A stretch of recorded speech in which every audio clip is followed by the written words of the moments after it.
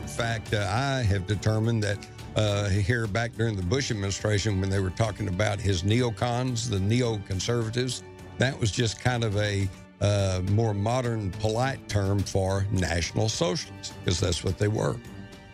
And what you just said is key. A bunch of the neocons were Jewish and had been Trotskyites, but at the University of Chicago, they followed one of the sheep-dipped Nazis who was the head of the program there, Strauss, and so they were actually communists that then adopted a fascist model, and they lobby for a fascist model. Well, what they did was turn them from communist socialism to national socialism. Yes. Socialism. Exactly. What they did was turn them from communist socialism to national socialism. Yeah, socialism. Exactly.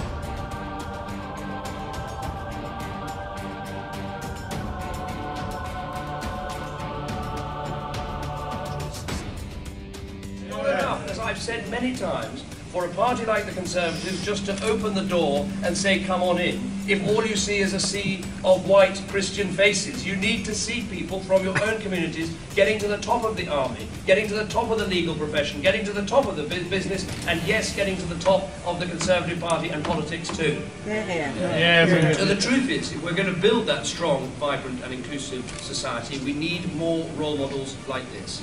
Many more Muslim men and women at the top of British businesses, many more Muslim soldiers in the highest level of command, and of course more Muslims in our parliament. So there's not just one Muslim in the cabinet and one in the shadow cabinet, but British Muslims all across government in positions of leadership and authority. Positions of leadership and authority.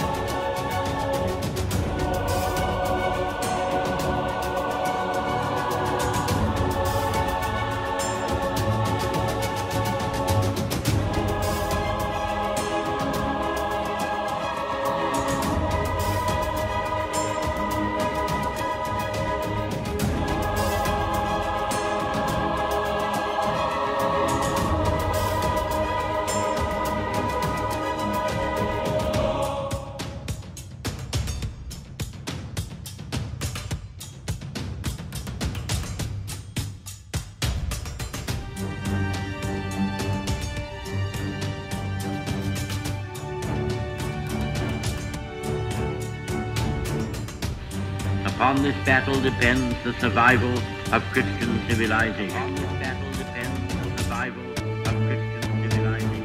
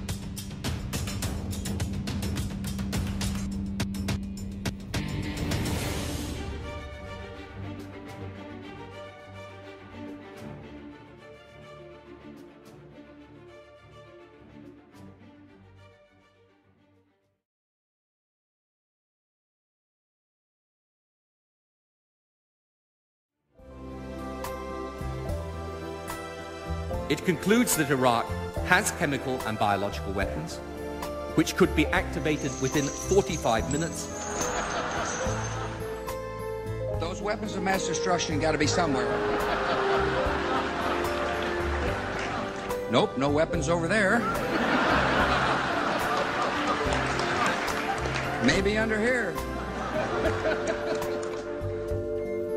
It's good to be back at the Council on Foreign Relations. As Pete mentioned, I've been a member for a long time and was actually a director for some period of time. I never mentioned that when I was campaigning for re-election back home in Wyoming. There are known knowns. There are things we know we know. We also know there are known unknowns. That is to say, we know there are some things we do not know. But there are also unknown unknowns. The ones we don't know, we don't know. But is this an unknown unknown? I'm not going to say which it is.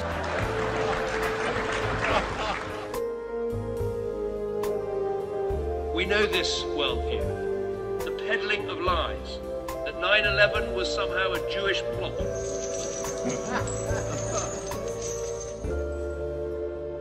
The 5 Israelis were detained for 10 weeks and finally deported on immigration violations after the FBI cleared them of any involvement in 9/11. The fact of the matter is, we are coming from a country that experiences terror daily. Our purpose was to document the event.